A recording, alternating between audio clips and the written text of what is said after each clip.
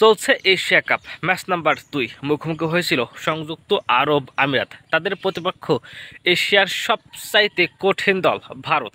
প্রত্যাশা ছিল হয়তো এই ম্যাচে আগে ব্যাট করবে ভারত, আর আগে ব্যাট করলে রান করবে 260, কিন্তু দীর্ঘ 15তম টসের পর অবশেষে সূর্যকুমার যাদব তিনি টস জিতেছেন। এরপর তিনি বল ফাস্ট করেছেন। এরপর দেখেছি আমরা মাত্র 57 রানেই ইউএই সংযুক্ত আরব আমিরাত তাদের সবগুলো উইকেট হারিয়ে ফেলেছে এবং 57 রানেই তারা সব শেষ হয়ে গেছে।